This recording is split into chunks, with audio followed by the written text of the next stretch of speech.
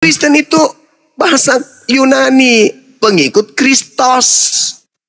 Betul. Yang datang kepada Terjemahkan Paulus. dari bahasa Yunani itu maka menjadi Kristen, dari Kristus itu menjadi Kristen ya. Nah sekarang coba Kristen hari ini kalau dia diibranikan Mesias, bagaimana? Apa penyebutannya? Kristen yang pengikut Mesias. Ya, apa penyebutannya dalam bahasa Ibrani? Ya tadi yang sudah Abang sebutkan ya, itu Mesianik. Mana ada? Tidak ada pernah murid Yesus disebut Mesianik. Cuman Edis yang pernah mengaku-ngaku Mesianis. Itu cuman karang-karangan aja. Jadi Kristen itu adalah kelompok yang dikutuk oleh Yahudi di dalam Kisah para Rasul 24 nomor 5 yang didirikan oleh tokohnya bernama Paulus. Paulus itu tokoh dari Kristen. Begitu, Bung. Jadi tidak ada itu cerita bahwa Kristen ini nggak ada perintah Tuhannya Yahudi kepada Kristen. Di dalam kitab Roma nggak ada, Galatia, Filipi, Efesus tak ada. Itu semua murni karangan Paulus untuk pengikutnya orang-orang Roma. Begitu juga 4 kitab kanon. Di situ tidak ada firman Tuhan di dalamnya kecuali yang dikutip. Misalnya ketika dia berkata tentang Yesus berkata tentang apa yang tertulis tentang aku. Nah, itu mengutip ke Mazmur. Kemudian apalagi? Ketika dia berkata dalam Lukas 24 menyebut kitab Mazmur, menyebut kitab nabi-nabi dan juga kitab Torah, itu dikutip. Tapi kalau berbicara Bapak berfirman kepada Lukas itu nggak ada. Elohim berfirman kepada Yohanes, Elohim berfirman kepada Markus, itu nggak ada. Jadi kitabnya Kristen murni itu tidak ada sentuhan firman Tuhan di situ.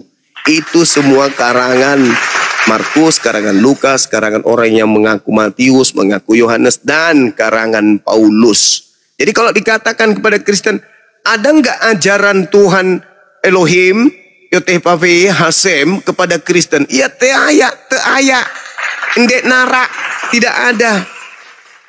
Tuhan mana yang pernah berfirman dalam bahasa Yunani? Nggak ada. Jadi orang Kristen melihat dirinya sendiri melakukan satu perilaku ibadah di mana ibadahnya itu tidak ada dasar firman Tuhan. Minggu ada perintah Tuhan, nggak ada. Natalan ada firman Tuhan, nggak ada. Kebaktian nggak ada. Nggak ada. Di Kristen apa perintah Tuhan yang datang kepada nabi-nabi lantas diajarkan kepada Kristen? Nggak ada. Makanya orang Kristen itu malu mengakui kalau Kristen itu agama. Karena memang nggak ada dasarnya. Yesus datang berfirman, menerima firman, menyampaikan firmannya hanya kepada Bani Israel. Matius 15:24, aku diutus hanya kepada domba yang sesat dari umat Israel. Bahkan ada orang yang coba minta tolong anaknya untuk sembuh. Disebut apa sama dia? Disebut anjing. Jadi mohon maaf nih, kalau kita berbicara mengenai kelompok, orang Yahudi menyebut diri mereka anak Yakub ini, karena nabi-nabi yang datang kepada mereka itu disebut gembala, maka mereka disebut domba. Anda boleh baca Yeremia 50 nomor 17. Yang disebut domba itu adalah Bani Yakub.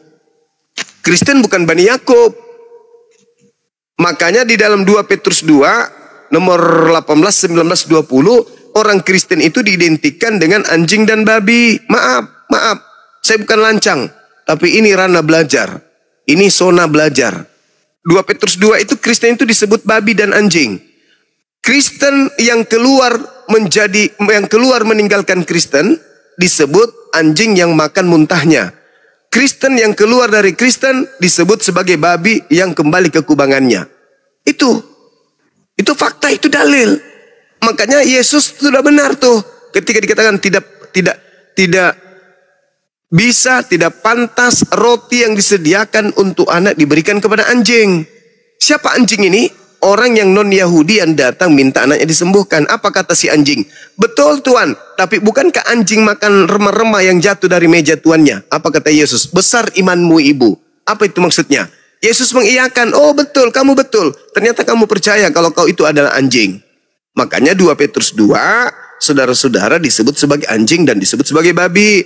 Kristen yang taat disebut anjing yang baik. Kristen yang baik disebut sebagai babi yang baik. Tapi kalau Kristen ada yang mu'alaf atau ada yang murtad dari Kristen disebut anjing yang kembali ke kubangannya, ke makan muntahnya, atau babi yang kembali kepada kubangannya. Begitu saudara. Jadi sampai kapanpun Kristen tidak pernah bisa jadi babi. Nggak pernah bisa menjadi domba. Selamanya anjing dan babi. Itu dalil.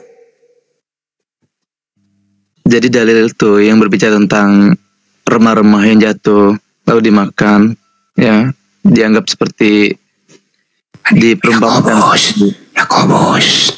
Ya, seperti anjing itu. Nah, itu adalah gambaran bagaimana tentang keimanan dari seorang perempuan itu, bagaimana dia meyakini, ya, kepada Yesus yang mampu, yang sanggup untuk memberikan dia. Tapi golongannya naik derajat enggak?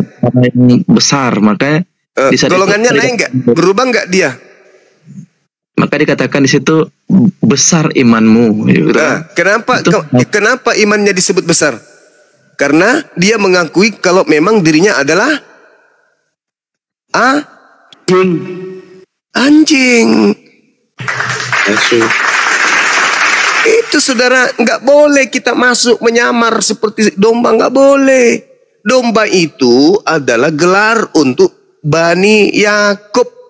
Yeremia 50 nomor 17, Bani Yakub adalah semisal domba. Titik. Jadi kalau ada orang yang ngaku-ngaku sebagai domba, itulah serigalanya. Kristen selama ini ngaku apa? Domba. Bani Yakub enggak Kristen ini? Bukan, berarti mereka ini adalah serigala. Makanya aku bilang tadi, coba Anda sentuh sedikit 2 Petrus 2 itu. Kristen itu disebut anjing dan babi. Dalil itu, dalil. Bukan saya menghujat, tapi dalil. 2 Petrus 2 Anda baca nomor 18 sampai nomor 22. Kalian itu diidentikan seperti anjing dan babi. Babi yang taat di Kristen adalah babi baik, anjing baik. Tapi Kristen yang murtad atau Kristen yang mu'alaf menjadi Islam disebut sebagai anjing yang makan muntahnya kembali. Disebut sebagai babi yang kembali kepada kubangannya. Izin Gurunda, kok kayak saya ngerasa ya emang rasis Bible ini, kampret Bible ini. Kalau saya mau alaf jadinya begitu gimana Gurunda? Itu sering kita bahas. Iya, yang mu'alaf ini disebut sebagai anjing yang kembali kepada kubangan. Nah, kalau dia kemudian kembali ke Kristen, menjadi anjing yang baik. Betul nggak? Betul. Iya, misalnya Dinda Dito ini kembali menjadi Kristen, Anda menjadi kambing anjing atau bukan? Menurut dalil itu? Jadi anjing. Oh, jadi anjing. Ya. Itu kan hanya ini, Bang Juma, pasti perumpamaan. Hiasan perumpamaan. Contohnya begini, ketika dikatakan bahwa menjadi ini seperti domba, ya, domba yang tersesat, apakah ketika ada perkataan itu keluar seperti domba tersesat lalu dikatakan bahwa yang dinyatakan domba tersesat itu jadi domba begitu? Tentu tidak. Ya memang itu pengelompokan. Itu cuma gelar, itu pengelompokan. Yahudi dikelompokkan sebagai domba, Kristen dikelompokkan seperti babi atau anjing. Itu maksudnya. Memang saya tidak mengatakan kalian anjing beneran. Kalian kan manusia. Cuman dikelompokkan, diidentikan, disamakan seperti anjing dan babi. Gitu saudara. Nah sekarang kalau berbicara anjing dan babi, ya, bahaya itu. Bahaya. Buktinya yang makan anjing dan babi siapa? Ya. Oh, sorry Bang ya, saya bukannya menghujat, enggak. Saya ini adalah penggiat, saya penikmat Ya, saya itu mungkin di antara pendeta, saya juga salah satu di antara pendeta, meskipun saya bukan pendeta, yang paling aktif belajar Bible. Dari kata ke kata, dari kalimat ke kalimat, dari bab ke bab saya pelajari. Bukan untuk mencari kesalahan, enggak, tapi mengungkap kebenaran yang ada di dalamnya. Oke, Bang Zuma kan ini apa mempelajari Bible juga ya, atau Alkitab atau tafsirannya atau yang ke versi bahasa Hebrew atau bagaimana itu? Atau yang Aramaik? Saya belajar kemudian tidak perlu mentafsirkan, tidak perlu kemudian memberikan satu pemahaman yang begitu rumit. Enggak. Kenapa? Karena Bible ini setiap saat direvisi, setiap saat dikoreksi, diperbaiki, diatur sesuai dengan makna yang sudah ada. Jadi tidak perlu lagi ditafsirkan. Karena ini sudah tafsir. Kenapa dia dikatakan ini sudah tafsir? Karena setiap saat direvisi. Bang Zuma, ya. Betul sekali Abang katakan bahwa Alkitab yang kami pegang ini, contohnya terjemahan daripada LAI atau yang lain-lain yang ada di Indonesia ini, termasuklah King James apa itu sebagainya, itu memang itu adalah ini terjemahan, Bang. Kitab terjemahan. Jadi dia memang kalau dia terjemahan maka itu bukan dikatakan kitab yang sebenarnya. Ya, itu hanya menerjemahkan dari bahasa yang tidak kami mengerti. Contohnya dari bahasa Hebrew atau bahasa Yunani itu, maka adalah bahasa Indonesianya ini. Maka ketika dialihkan ke bahasa Indonesia, maka tentu akan ada ini perbedaan dalam kurun waktu. Arti dari kata tersebut bisa ini Bang bergeser. Jadi saya sendiri tidak mengatakan bahwa Alkitab yang sepegang LAI atau dari LAI ini atau yang dari lembaga yayasan atau apapun ini adalah Alkitab yang sebenarnya, tapi ini adalah terjemahan, ya. Berarti bukan firman Tuhan kan? Ya, firman Tuhan dalam arti begini Bang, dia tetap firman Tuhan, tetapi yang saya pegang ini adalah terjemahan ke yang lebih mudah saya pahami. Contohnya, kalau ini berbahasa misalnya Ibrani atau Hebrew atau Aramaik, nah kalau saya tidak pernah belajar Ibrani atau Aramaik, maka saya tidak akan mengerti sama sekali apa yang saya baca atau saya lihat itu. Ya. Maka diterjemahkanlah ke bahasa yang Indonesia yang saya juga bisa memahami di situ. Nah, maka terkadang Bang, dalam terjemahan itu ada perbedaan antara salah satu misalnya King James aja dengan LAI itu banyak perbedaannya. Ya, kalau kita membaca di KJP itu dengan salinan yang sedikit, terjemahan sedikit, tetapi di LAI bisa jadi banyak.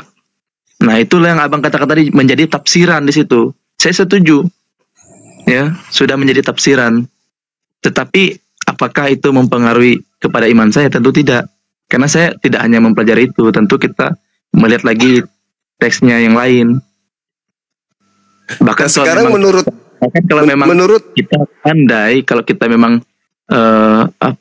mempelajari bahasa Ibrani atau Hebrew itu dengan baik, tentu kita akan lebih tahu lagi makna yang sebenarnya, Bang. Begitu. Firman Tuhannya itu yang mana? Tuhan ketika berfirman kepada penulis kitab saudara itu dalam bahasa apa emang? Sementara yang saya yakini, ini kan pendapat saya bukan menyeluruh. Ya tentu dalam bahasa ini orang-orang Yahudi, apakah itu sedangkan original teks perjanjian baru itu bukan bahasa Yahudi, bukan bahasa Ibrani, bahasa Yunani. Berarti itu hanya terjemahan, berarti original teks kitab Anda hanya terjemahan. Kalaupun ditulis dalam bahasa Yunani di New Testament atau perjanjian baru, bahasa Yunani, yaitu saya rasa bisa juga, Bang, karena begini, karena pada saat itu bangsa Israel itu sendiri mereka berada di bawah pemerintahan Romawi ya, Bukan. atau Bukan Yunani.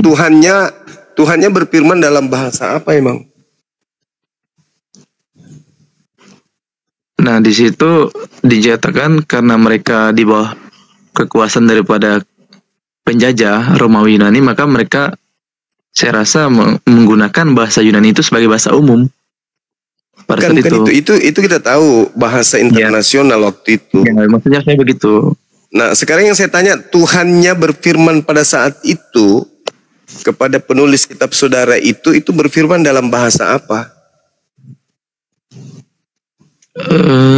Bahasa apa ya, Bang? Nah, itu juga Ya, karena pasti original bahasa- teks Yang original pasti teks kepada kitab bahasa- Anda itu kan Yunani. lebih kepada bahasa ini sih, Bang, kalau menurut saya bahasanya orang Yahudi atau orang Israel itu. Berarti kitab Anda ini cuma terjemah. Kitab dalam bahasa Yunani itu hanya terjemah saja gitu maksudnya. Ya, itu kan pandangan saya, Bang. Kalau untuk yang ininya itu hanya untuk pandangan saya aja. Karena begini, jadi Bang. Karena harusnya kalau itu bukan pandangan saja dari saudara, berarti Anda ingin mengatakan Tuhan pernah berfirman dalam bahasa Yunani gitu. kan yang menulis itu kan pada saat itu bahasa persatuannya itu bahasa Yunani, Bang. Karena Jadi Tuhan datang berfirman dalam bahasa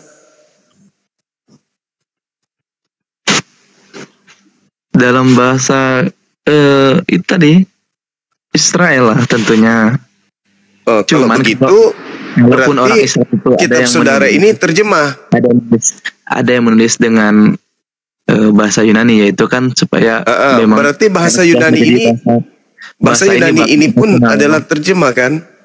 Bahasa internasionalnya waktu itulah termasuk kayak sekarang ini kan bahasa internasional kita kan bahasa Inggris gitu ya. Ya artinya kitab Anda yang asli pun hanya terjemahan kan? Saya tidak mengatakan bahwa itu terjemahan, tetapi ditulis dalam bahasa Yunani juga begitu. Tetapi saya tidak mengatakan bahwa diterjemahkan ke bahasa Yunani. Kan ada yang menerima firman dari Tuhan, Bang. Berarti Tuhan menggunakan bahasa. Ketika Tuhan menggunakan bahasa, itu pasti sesuai dengan bahasa si penerima firman. Siapa penerima firman di sini? Kalau Markus penerima firman berarti dia nabi. Kalau Paulus penerima firman berarti dia nabi. Kalau Lukas penerima firman berarti dia nabi. Berarti pengarang-pengarang kalau menerima firman langsung dari Tuhan, bukan melalui perantaraan nabi, berarti dialah nabinya. Nah sekarang misalnya Markus menulis dalam bahasa Yunani. Markus ini menerima langsung dari Tuhan kah? Kalau menerima langsung dari Tuhan berarti mulai hari ini Anda harus panggil dia Nabi Markus. Kalau dia kemudian tidak menerima langsung dari Tuhan, lalu menerima dari mana? Jadi begini, Markus, ya Matius, Markus, Lukas, Yohanes itu adalah yang menulis kitab-kitab itu sendiri. Nah mereka adalah saksi daripada kehidupan daripada Yesus itu sendiri. Berarti bukan menerima wahyu dari Tuhan. Saya tidak mengatakan juga demikian, tetapi yang pastinya mereka ada saksi ya. Contohnya kita Iya, kalau menyaksikan. dia saksi berarti dia wartawan. Kalau dia menerima wahyu langsung berarti dia nabi. Mana yang betul? Dia wartawan atau dia nabi? Kalau menurut saya tidak menerima langsung seperti yang abang Berarti simpulkan. dia wartawan, gitu Bang. Tapi yang pasti dia adalah penulis daripada kitab-kitab itu sendiri. Jadi Iya, dia adalah wartawan yang menuliskan isi suratnya. iya betul. Kan? Tapi kalau maksud abang kan itu wartawan ya, itu kan pandangan abang. Itu sah-sah saja. Dia kan pewarta. Dia yang mewartakan berita. Berarti dia wartawan. Dari mana berita yang diterima ini? Apakah wahyu? Bukan. Berarti dari mengumpulkan cerita-cerita dari orang per orang. Ya wartawan lah itu namanya. seorang penulis dia belum tentu menjadi wartawan. Seorang penulis Kan dia itu menuliskan habis itu dia wartakan. betul bang, maksudnya Nah, berarti dia bukan wartawan. di wartawan zaman sekarang ini. Nah, zaman sekarang disebut wartawan. Betul, kalau sekarang ini ya Mengumpulkan berita lalu betul. menyampaikan kepada yang lain. Tetapi wartawan tidak pernah membuat seperti yang dibuat oleh ini Matius, Markus, Lukas, Yohanes ini. Maksudnya? Ya, wartawan kan hanya berita, tetapi kan berita mereka itu tidak berfokus. Tidak berfokus. Kalau Matius, Markus, Lukas, Yohanes mereka kan punya fokus, tujuan di situ apa, penyampaian Iya, apa. sama aja itu, Bang. Cuman Tapi kalau wartawan wartawan itu meliput berita-berita, bukan cuma satu berita.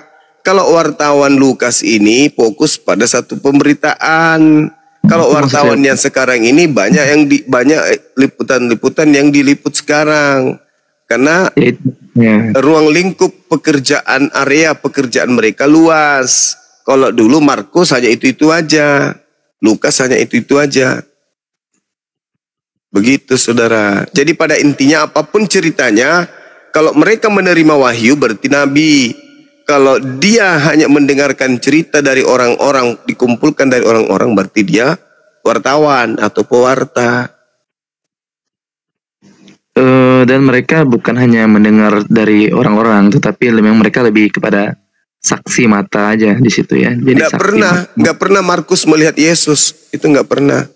Nggak pernah Lukas melihat Yesus, begitu juga Paulus tidak pernah melihat Yesus.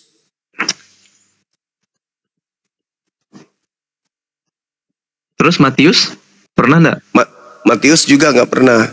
Oh. Tidak pernah kemudian Yesus Matius berkata itu langsung kepada mengucapkan, dia. Bang. Matius itu mengucapkan. Coba Anda baca Matius 9 nomor 9. Di situ Matius bukti 9. bahwa penulis Matius itu bukan murid Yesus. Matius 9 Nomor 9.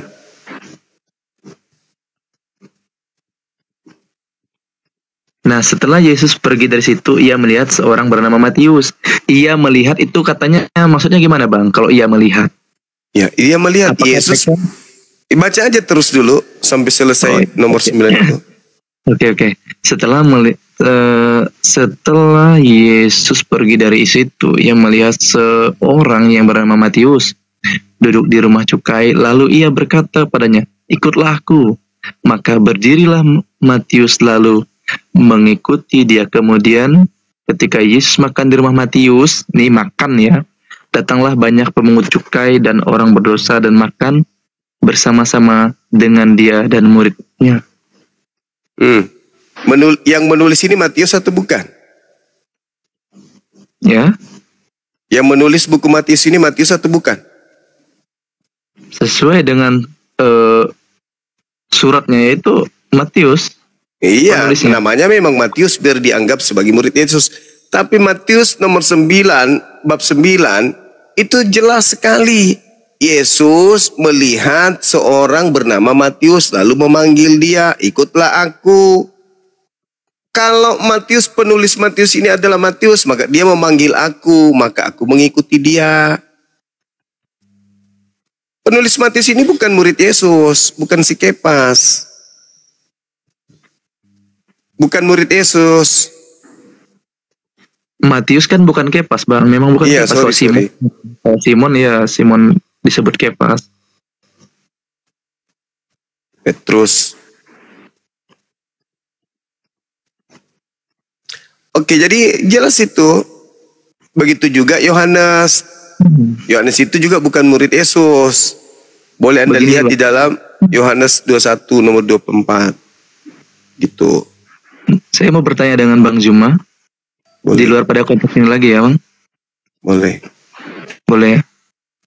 Apakah di dalam keimanan Bang Zuma yang sekarang yaitu menganut Islam atau keyakinan Muslim, apakah ada jaminan masuk surga seperti yang dijaminkan oleh Yesus Kristus kepada kami umatnya?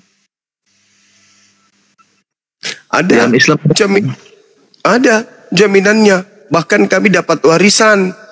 Warisan kami adalah Firdaus. Al-Quran surah Al-Mu'minun jelas sekali bahwa umat Islam itu adalah umat yang telah memiliki warisan, yaitu surga Firdaus. Nah, Yesus tidak punya jaminan kepada Kristen secuil pun.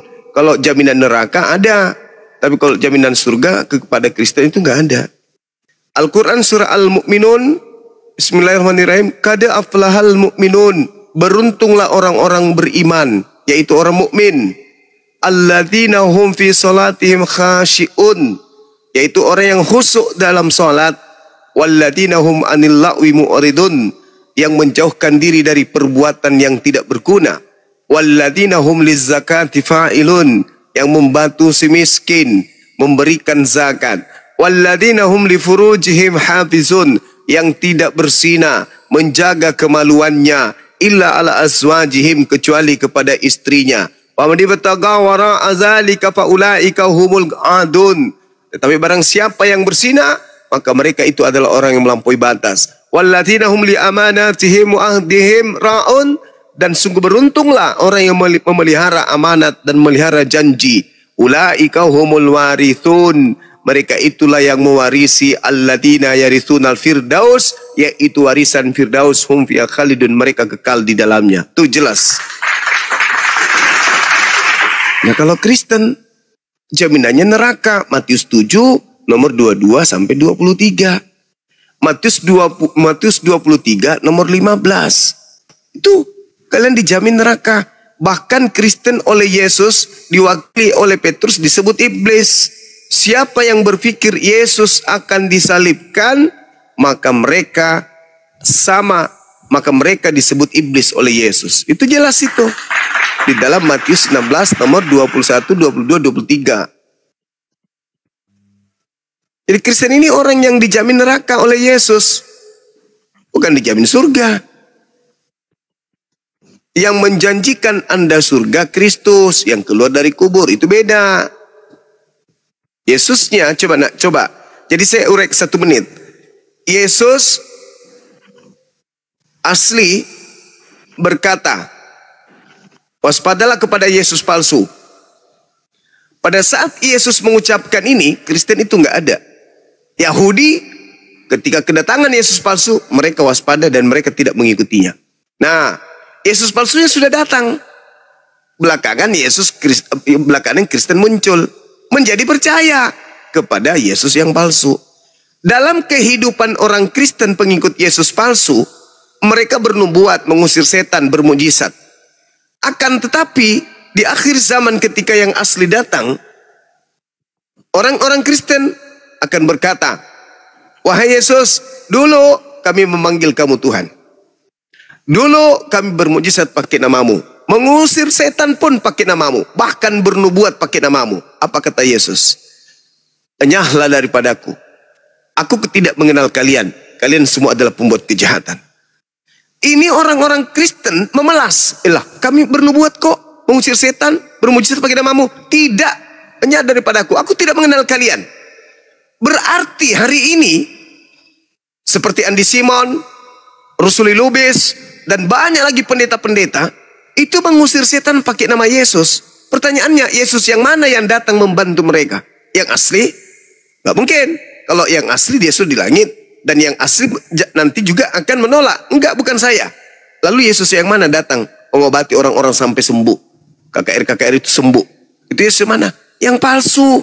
Makanya dikatakan oleh Yesus dalam Matius 24:24, si Yesus palsu ini mampu melakukan tanda-tanda yang dahsyat dan mujizat-mujizat sekiranya menyesatkan banyak orang-orang pilihan.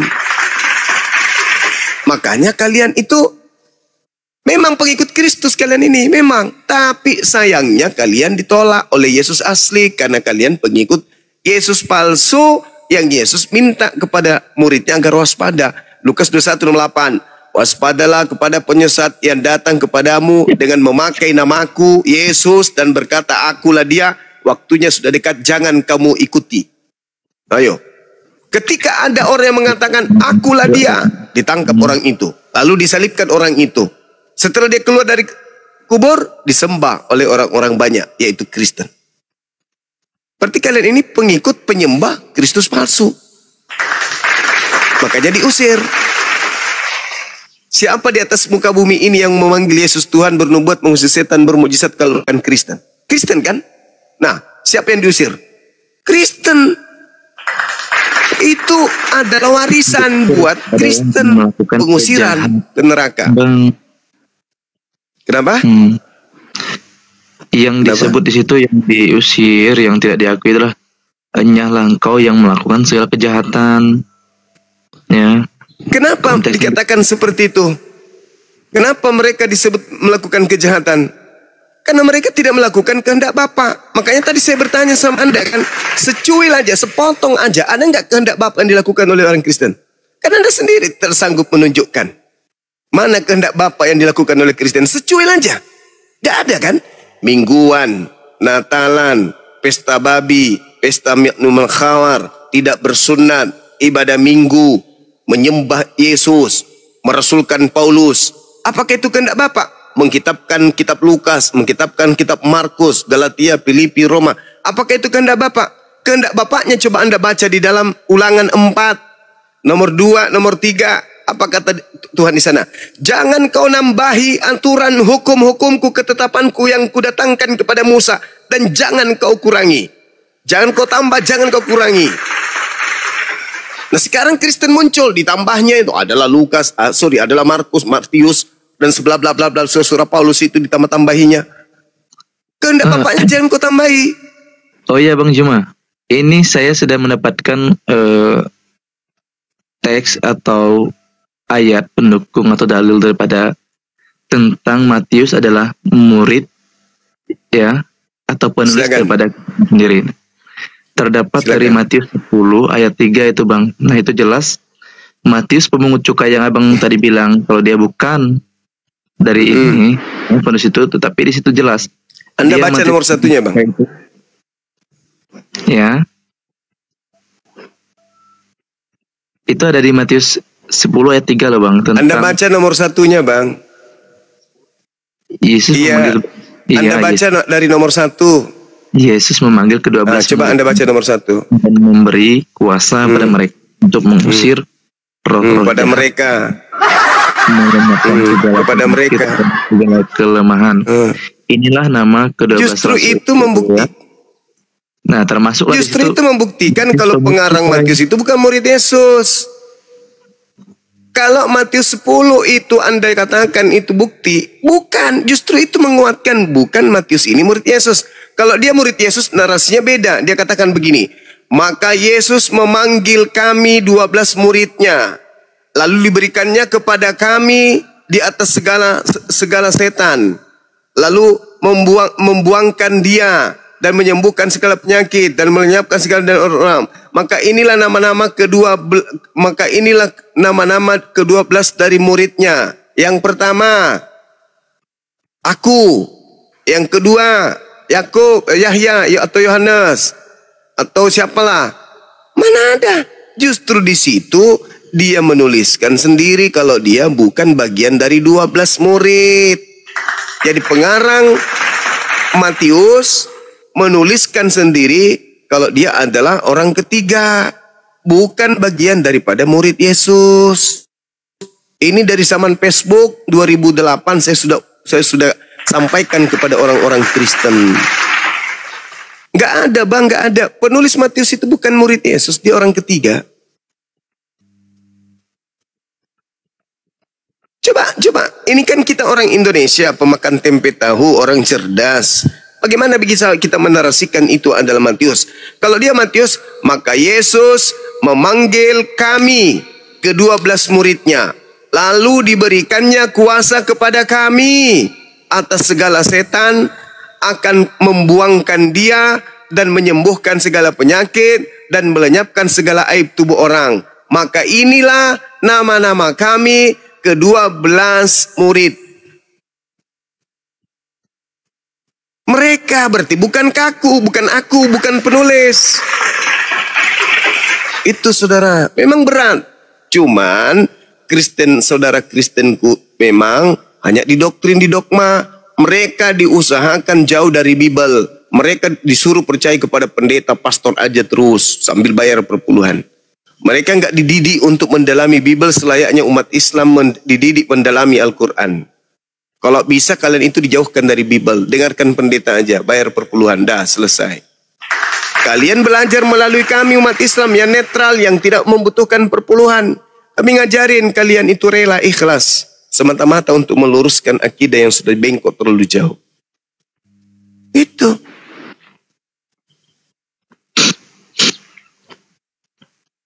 Jaringan saya agak lalap.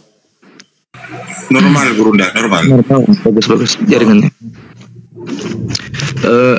Terima kasih ya Bang Juma ya sudah memberikan pemaparannya, yaitu pemaparan yang Bang Juma salah pahami. Mungkin setelah Bang Juma membaca Bible atau Alkitab, dan dengan demikian pemahaman Bang Juma dengan beberapa ayat-ayat yang telah diberikan tadi, tetapi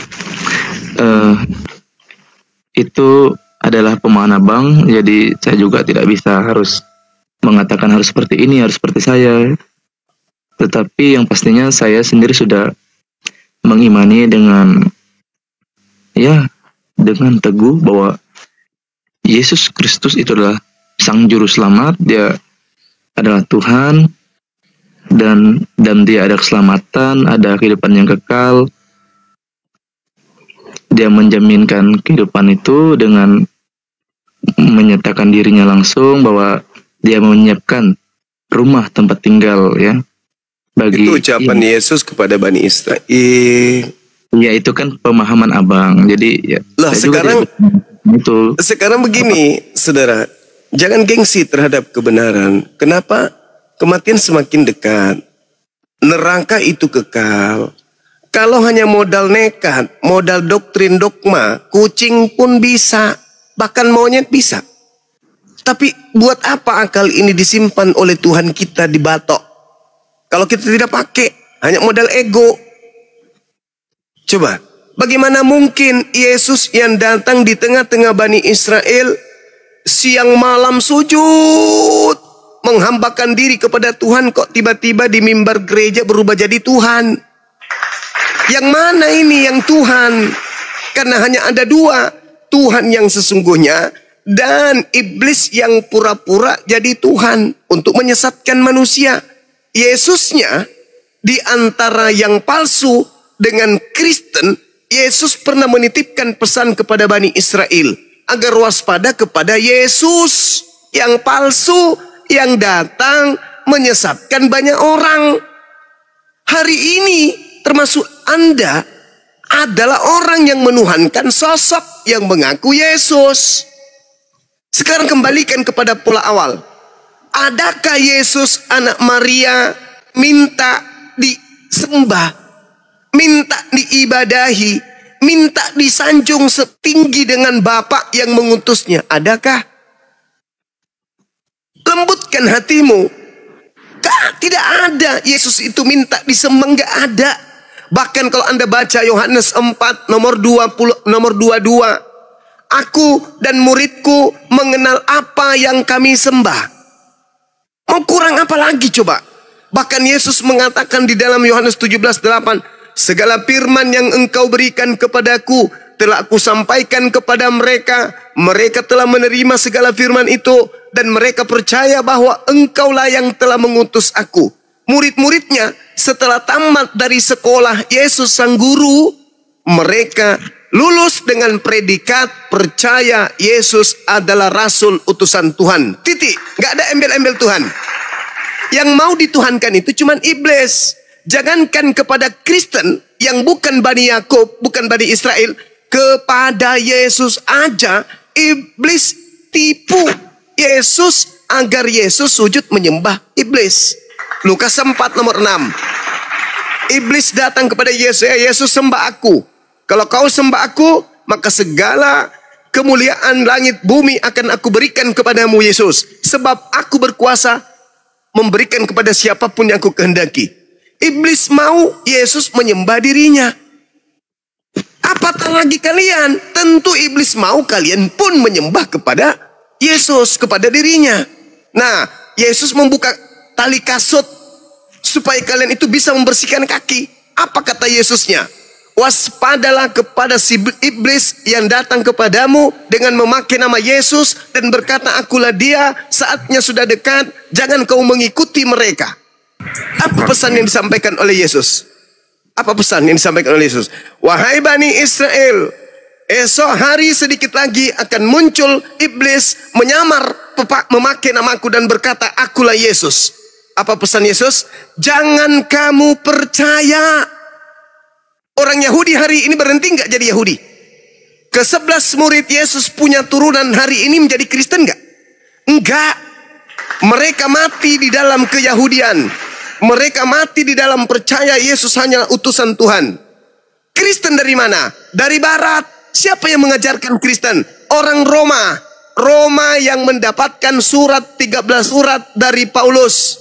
Lalu berdirilah sebuah agama bernama Katolik, di mana Katolik adalah sebuah kepercayaan yang wajib hukumnya siapapun tunduk di dalam kebijakan gereja Katolik. Siapapun di bawah Imperium Romawi wajib tunduk kepada kebijakan-kebijakan gereja. Kalau tidak, dibunuh, dipenggal, diasingkan, dipenjara, dibuat membusuk. Sampai kepada kerajaan Belanda. Belanda masuk ke Indonesia, merampas apapun yang ada yang ditemukan, sambil kemudian memboncengi misionaris untuk supaya wilayah-wilayah jajahannya menjadi seakidah dengan Belanda. Lahirlah kalian. Kalian boleh berlata-lata, oi kami yakin, kami sudah dijamin. Oke, yang menjaminmu sopo? Lawang Yesus hanya untuk Bani Israel. Yesus mengatakan sendiri, aku berdoa bukan untuk dunia, aku berdoa untuk Bani Israel. Di mana Yesus pernah berkata-kata kepada orang Roma? Hei orang Roma, aku rasulmu, aku akan pergi ke langit untuk menyediakan tempat. Nggak ada itu ucapan Yesus untuk muridnya Bani Israel. Cobalah saudaraku, sederhana kok waras itu. Gunakan akal sehat. Yesus berpesan ada Yesus palsu. Sekarang kalau Yesus palsunya bukan yang di Kristen. Sekarang kalau orang banyak yang disesatkan bukan Kristen. Lalu mana? Nggak ada. Berarti Kristen, berarti Yesus pembohong. Kan ada tuh. Ketika Yesus berkata dalam Lukas 21 nomor 8. Hei, waspada kepada penyesat yang datang kepadamu dengan memakai namaku dan berkata, akulah dia. Kan memang ada kan? Yesus datang setelah itu. Datang kepada murid Yesus. Mana itu? Mana itu? Ketika ada yang ditangkap, akulah Yesus. Akulah dia. Apa yang terjadi? Ditangkap. Tutup buku? No. Bahkan itu adalah lembaran baru. Ketika penyaliban terjadi, maka itu adalah lembaran baru. Makanya Yesus mengatakan dalam Yohanes 12, penghakiman atas dunia telah dimulai, sebab penguasa dunia telah datang dan dilemparkan keluar. Lembaran baru, penyaliban itu adalah lembaran baru, seibarat lembaran baru ketika iblis datang kepada Adam. Iblis datang kepada Adam, mencobai Adam, Adam gugur. Itu adalah lembaran baru anak keturunan Adam. Nah, Tuhan mengutus nabi, rasul, nabi, rasul, nabi, rasul untuk membersihkan ajaran iblis ketika dia membuka lembaran baru untuk Adam dan keturunannya. Nabi Isa ingin menutup lembaran itu dengan mengajak Bani Israel kembali kepada hukum Tuhan. Tetapi ternyata setelah naik Nabi Isa, lembaran baru dibuka oleh iblis. Apa itu? Iblisnya yang mengambil alih tumpuh kepemimpinan dan mengaku sebagai Yesus. Apa yang terjadi? Orang-orang barat yang tidak pernah diutus Nabi kepada mereka percaya kepada pemberitaan orang Farisi. Menjadilah mereka Kristen. Mengikutlah kepada sembahan kepada Kristus Yesus. Di mana iblisnya, penyesatnya memang datang atas nama Yesus. Yesus berpesan kepada muridnya Bani Israel, waspada agar kamu jangan disesatkan. Sebab akan banyak penyesat datang memakai namaku dan berkata, akulah dia. Setelah Yesus terangkat ke langit, muncul penyesat. Siapa nama penyesat itu? Akulah Yesus yang kau aniaya. Itu penyesatnya muncul. Lalu siapa penyembah-penyembah makhluk yang mengaku Yesus itu? Namanya Kristen. Beruntunglah kalian saudara-saudaraku Kristen yang berhadapan dengan kami para apologet Islam ini. Yang meluruskan, bukan menghina, bukan menghujat, bukan membengkokkan. Meluruskan. Ini loh yang diterangkan dalam Bibelmu. Bukan kami ingin, saudara, mari kita, ini enggak. Apa yang kalian dapat setelah menyembah Yesus? Surga. Mana dalilnya? Mana dalilnya? Enggak ada dalilnya. Cuman mimpi doang. Hanya ego. Hanya karena nafsu, hanya karena gengsi, hanya karena jengkel kepada Islam, hanya karena tidak suka kepada Nabi Muhammad, hanya karena tidak suka kepada Quran, hanya karena tidak suka kepada mayoritas, mati dalam kebodohan. Padahal tidak ada yang bisa kemudian menghalangi ente. Akal terbuka, Bible bisa dibaca, Al-Quran bisa dibaca terjemahannya. Keselamatan adalah apabila mendudukkan Yesus hanya utusan Tuhan kepada Bani Israel. Yohanes 17 nomor 3. Hidup kekal itu adalah mereka mengenal engkau satu-satunya Tuhan dan mengenal aku sebagai utusanmu. Selesai.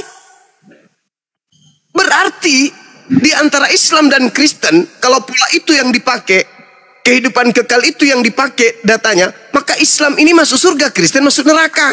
Kenapa? Coba Yohanes 17 nomor 3. Hidup kekal itu adalah mereka mengenal engkau satu-satunya Tuhan. Umat Islam mengenal bahwa Tuhan yang datang menyatakan diri kepada Abraham, Ishak dan Yakub dan keturunannya sampai kepada Yesus adalah Tuhan satu-satunya Tuhan, tidak ada Tuhan yang lain. Dan ketika Yesus mengatakan mengenal Yesus Kristus yang engkau utus, umat Islam mendudukkan Yesus sebagai utusan Tuhan yang maha suci. Apa yang terjadi? Kami dapatkan hidup kekal.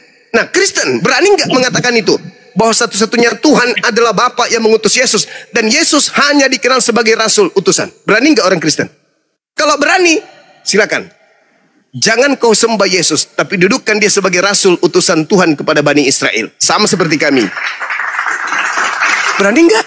Nggak berani. Kenapa? Karena ada Yesus yang mencekoki otak mereka. Kamu keluar dari Kristen, kamu nggak makan babi lagi. Kamu keluar dari Kristen, kau tidak dapat jaminan surga lagi.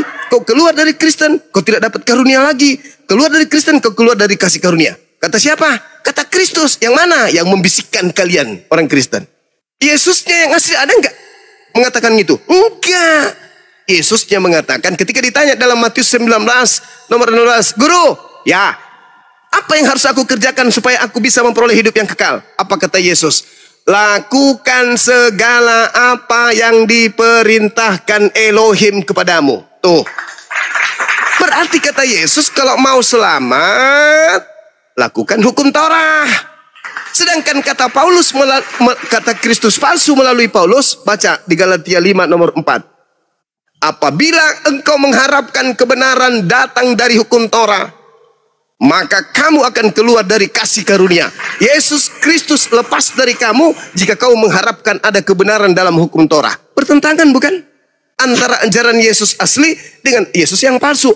Karena Paulus mengatakan begini, aku menerima Injil bukan dari manusia, tetapi aku menerima Injil dari Yesus Kristus, dari Kristus Yesus. Galatia 1 nomor 15, Galatia 1 nomor 1, Galatia 1 nomor 11, nomor 12. Aku menerima Injil bukan dari manusia tapi dari Yesus. Sedangkan yang asli adalah manusia. Yesus adalah manusia. Asli itu.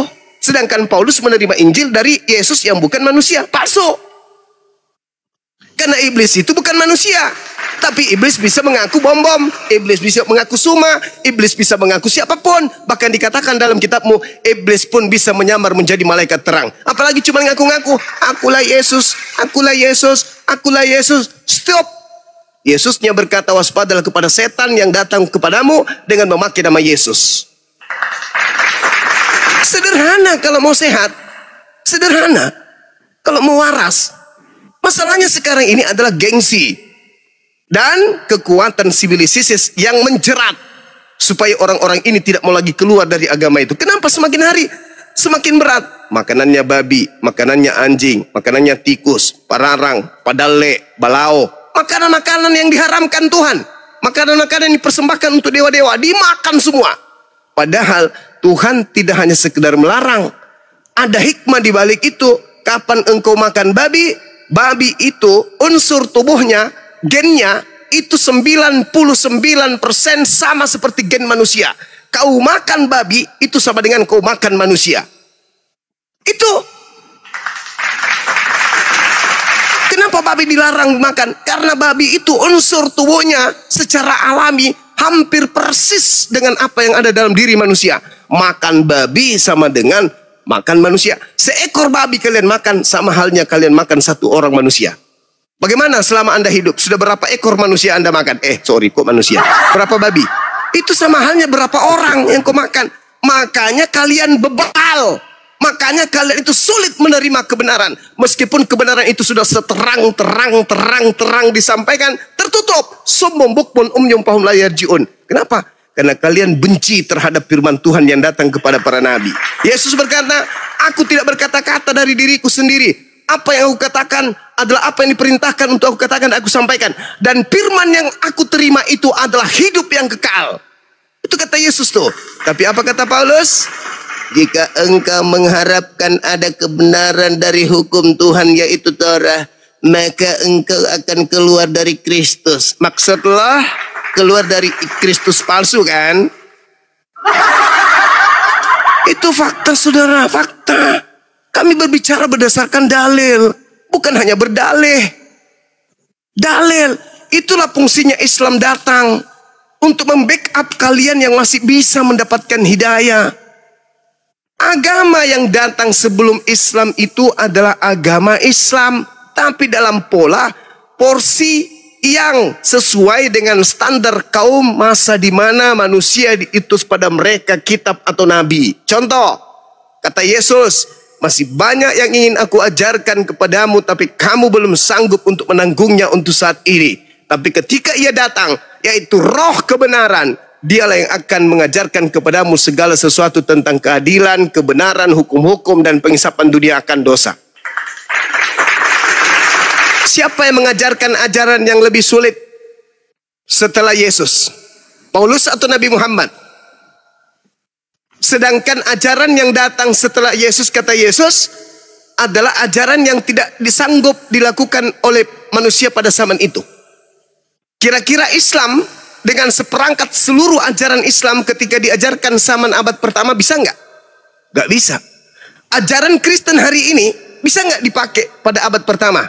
Bisa. Apa yang tidak bisa? Cuman karaokean doang, nyanyi-nyanyi doang, makan babi. Siapa tidak bisa? Tapi kok ajaran Islam diajarkan abad pertama bisa nggak? Sholat wajib, harus ada air, harus wudhu, haji, tidak ada pesawat, tidak ada kapal laut nyebrang ke sana. Bisa nggak? Nggak bisa. Maka Yesus mengatakan, seakan-akan Yesus mengatakan, masih banyak ajaran Islam yang ingin aku ajarkan kepadamu, tapi kamu belum sanggup menangkungnya. Tapi ketika datang Nabi Muhammad yang membawa semua roh menjadi benar, dialah yang akan mengajarkan kalian kepada hukum-hukum, keadilan, dan pengisapan dunia akan dosa. Tapi kalau Paulus yang datang kepada aku adalah roh kebenaran loh. Apa ajarannya Paulus? Makan babi yuk, jangan bersunat yuk, Itu mah tidak susah itu. Itu ajaran yang paling gampang. Makanan-makanan seperti itu malah makan yang paling enak itu karena dia adalah manusia. Makan anak babi sama dengan makan anak bayi manusia. Babi tua kau makan sama kau makan manusia renta. Begitu saudara. Ya silakan. Kan dari tadi Bang Juma memberikan. Ini bahaya kalau enggak saya dihentikan, dia bisa sampai 2 minggu saya ngomong terus. Lanjut. Dari Bang Juma mengatakan tentang bahwa New Testament ya dari Injil itu 4 Injil dan juga beberapa kitab setelahnya sampai Wahyu itu adalah hanya sebatas karangan saja, bukan lagi firman Tuhan. Nah, tetapi saya heran dengan Bang Juma, tetapi Bang Juma sering sekali mengutip daripada ayat tersebut, termasuklah surat-surat Paulus di dalamnya untuk mungkin membuat satu statement atau pernyataan begitu. Kenapa Bang Juma masih memakai dari ini surat-surat Paulus ini juga, maksud saya? Kenapa nggak usah aja dipakai gitu kalau emang ini menurut Bang Juma kan hanya karangan Paulus, jadi kan bukan firman Tuhan. Begitu. Oke, saya jawab ya. Tadi sebelum sesi ini kita sudah sampai pada pembicaraan mereka ini adalah wartawan. Di Makassar ini ada yang disebut surat kabar Fajar, ada Pedoman Rakyat, ada Tribun Timur, memberitakan tentang apa? Memberitakan tentang peristiwa-peristiwa yang terjadi di tengah-tengah masyarakat Sulawesi Selatan. Apakah hoaks? Tidak, itu adalah kebenaran. Tapi benar apapun yang dituangkan di dalam surat kabar pedoman rakyat, Fajar, Tribun Timur, kok jadi promosi ya? Tidak akan sampai pada level firman Tuhan. Kenapa? Karena itu hasil penyelidikan. Apakah bisa dijadikan sebagai sumber kisi-kisi pengajaran? Bisa. Bisa dijadikan referensi keilmuan? Bisa. Tapi tidak bisa dijadikan sebagai firman Tuhan. Itulah yang terjadi terhadap kitab saudara. Jadi ketika saya membaca kitab saudara, dikatakan di situ misalnya, Yesus, aku tidak dapat berbuat apa-apa dari diriku sendiri. Yohanes 5 nomor 30. Benar tak? Benar. Kenapa dia tidak bisa berbuat apa-apa? Karena dia manusia biasa. Masuk akal tak? Masuk akal. Berarti dia Tuhan enggak? Bukan. Masuk akal enggak kalau dia Tuhan? Enggak. Masuk akal enggak kalau dia bukan Tuhan? Masuk akal. Itulah makanya digunakan.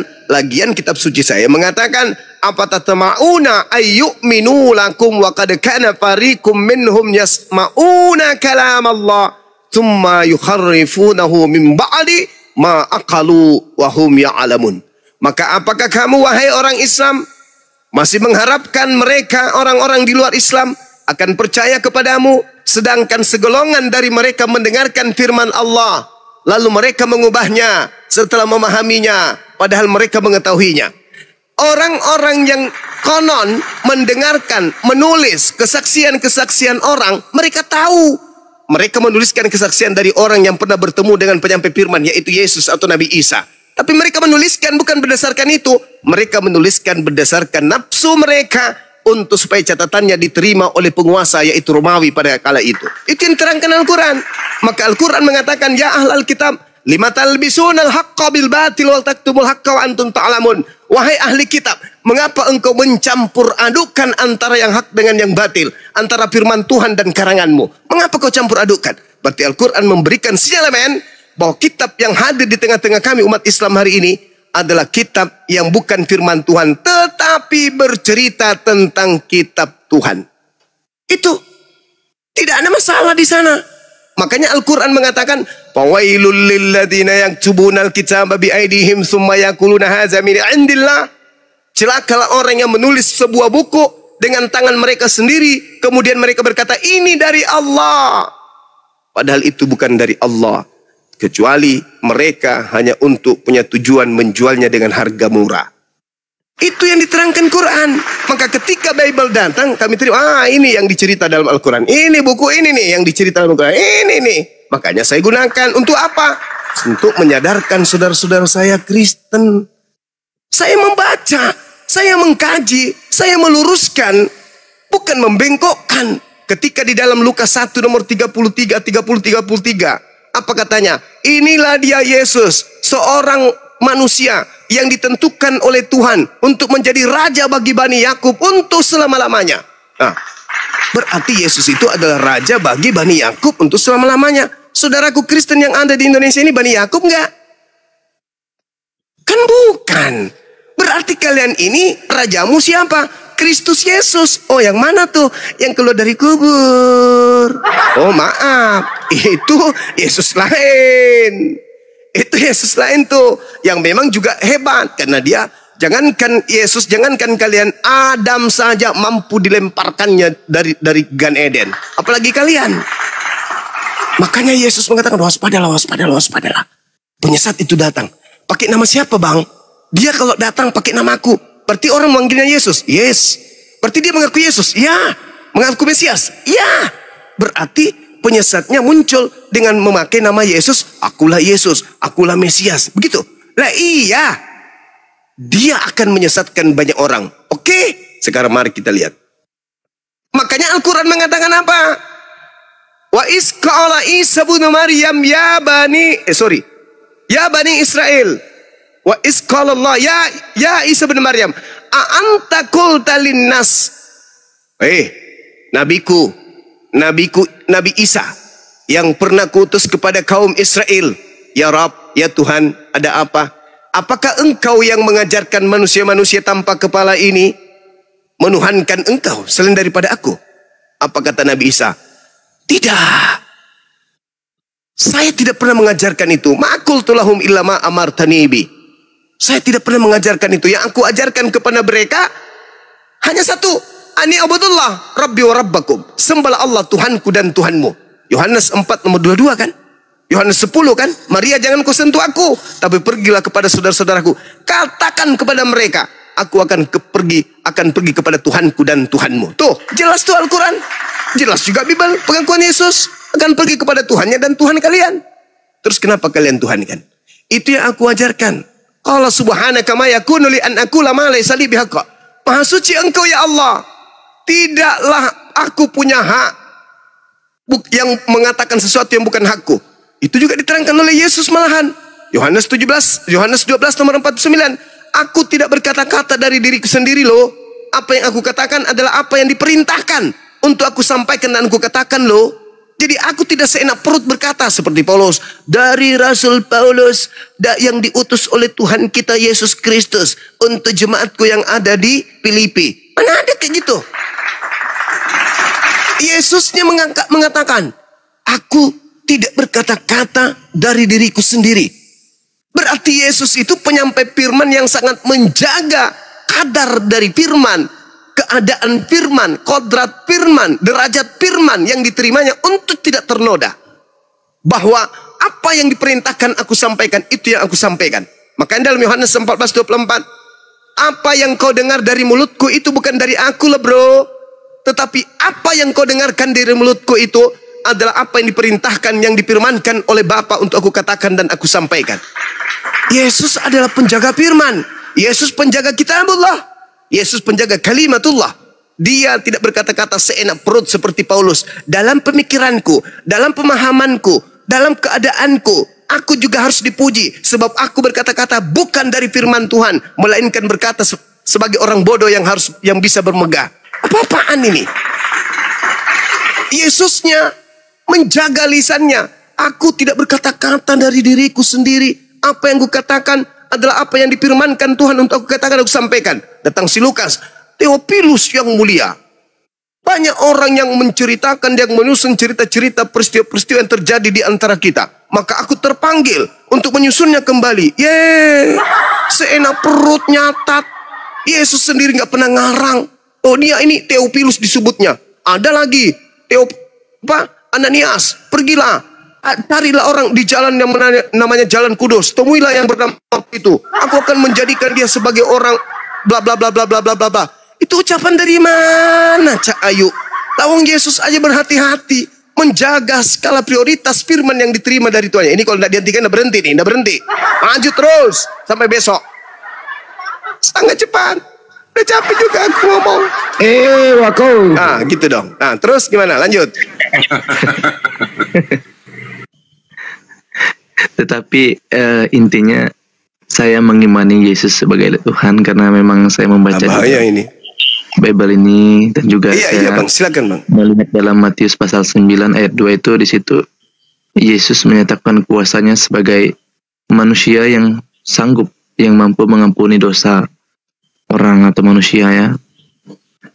Maka pada saat itu setelah dia melakukan perbuatan itu, maka dia mau dibunuh sama orang-orang Yahudi setelah itu. Karena ada di Matius pasal 9 ayat yang kedua.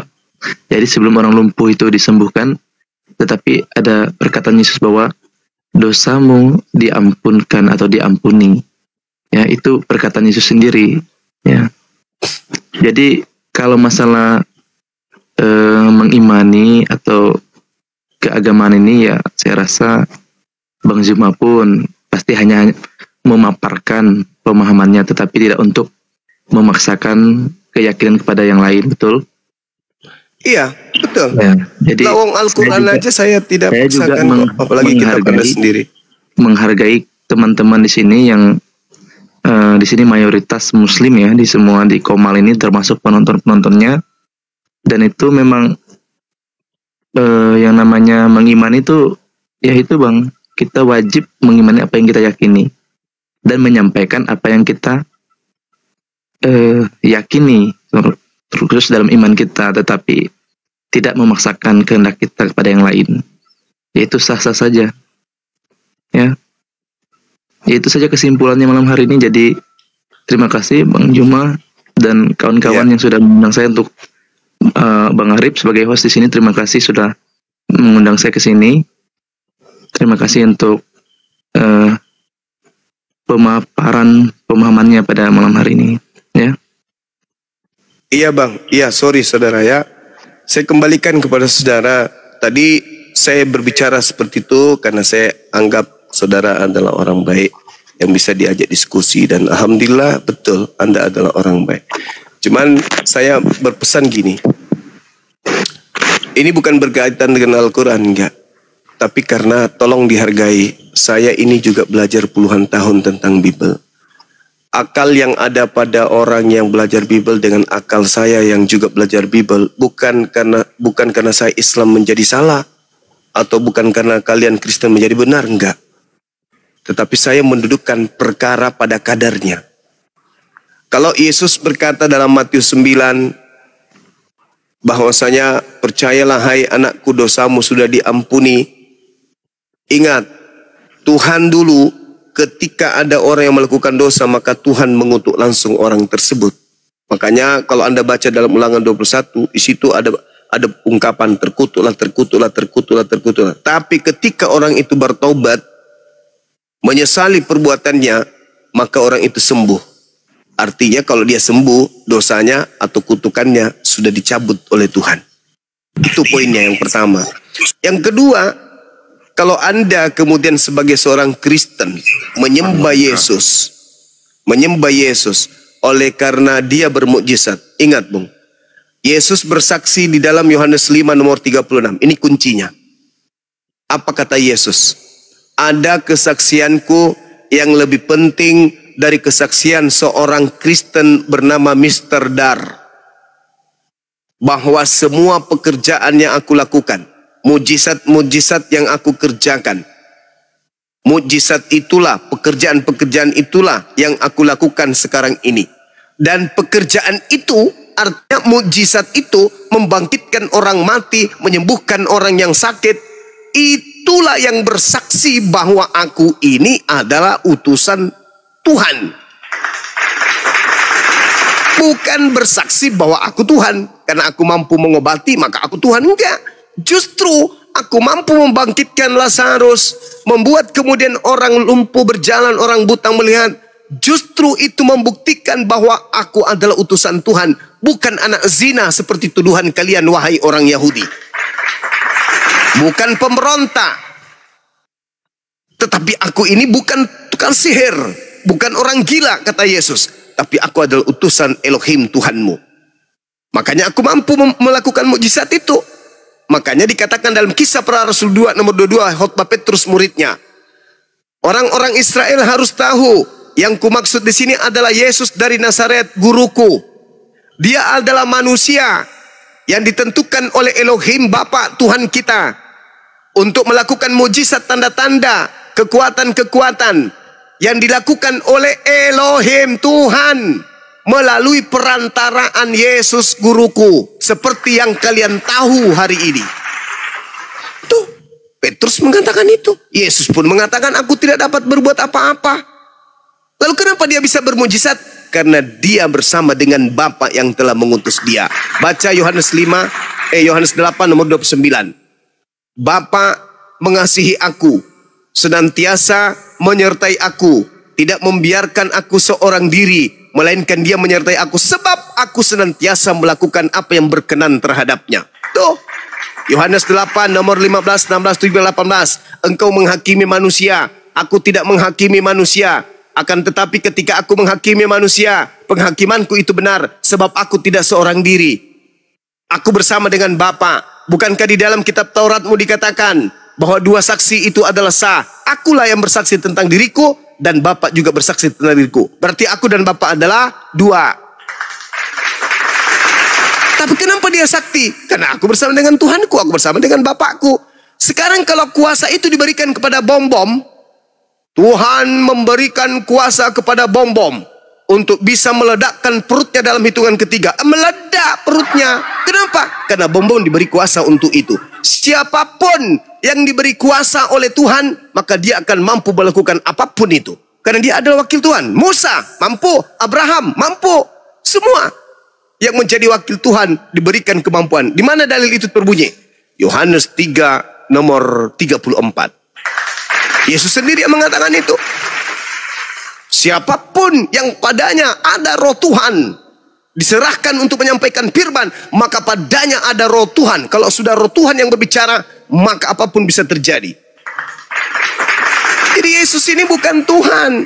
Yesus hanya penyampai Tuhan. Lagi. Kenapa saudara Kristen selalu mengatakan Yesus Tuhan, Yesus Tuhan, Yesus Tuhan. Padahal Tuhan sementara Yesus sendiri mengajarkan, aku tidak dapat berbuat apa-apa dari diriku sendiri. Aku tidak dapat berkata apa-apa. Yang aku kerjakan ini adalah pekerjaan, makananku adalah melakukan pekerjaan yang diperintahkan oleh Bapa untuk aku kerjakan. Yohanes 4 nomor 34. Semua mukjizat yang aku lakukan adalah bersaksi tentang aku, bahwa aku adalah utusan Bapa. Itu ucapan-ucapan Yesus. Tapi kenapa Kristen-Kristen ini selalu saja memaksakan Yesus itu Tuhan? Karena yang merasuki Kristen adalah Yesus palsu yang selalu menjadi pembisiknya. Tuhan kan aku Tuhan, aku adalah Tuhan, aku adalah Tuhan. Kenapa bisa kayak gitu? Kan Yesus sudah berpesan, jangan kau percaya, jangan kau ikuti dia, si Yesus palsu itu. Jangan. Nah, tapi Kristen tidak mau peduli. Pokoknya Yesus, hari Minggu, Yesus Tuhan kita, Yesus adalah Yesus aja terus sampai mati. Ketemu Yesus di hari penghakiman, enyahlah daripadaku, kalian semua adalah pembuat kejahatan. Nah, mau apa lagi kalau sudah kayak gitu? Nyesal, mau kembali ke bumi, perbaiki hidup? Enggak. Mumpung masih di sini, Bung, pelajari Bible baik-baik. Pelajari Bible baik-baik. Karena murid Yesus aja nih, Yohanes 17:8, setelah menerima pengajaran dari Yesus, segala firman yang Tuhan wahyukan kepadaku, telah aku sampaikan kepada muridku. Muridku menerimanya. Ayo, apa kata muridnya? Menurut Yesus, mereka semua percaya bahwa aku adalah utusanmu. Yesus bersaksi muridnya mengimaninya sebagai rasul. Titik. Kristen mengimani Yesus sebagai Tuhan. Tuhan yang mana? Tuhan yang datang kepada mereka yang keluar dari kubur. Tapi seakan-akan, tapi Kristen tidak mau tahu. Yang Kristen mau dudukan Yesus anak Maria. Anak Maria menolak. Tidak, kau Tuhanku, bukan. Kamu Tuhanku, bukan. Kamu Tuhanku, bukan. Bukan aku yang kau Tuhankan. Tapi Yesus, iya memang. Ada memang yang mengaku Yesus. Tapi bukan aku. Nyala daripada aku. Kalian adalah membuat kejahatan.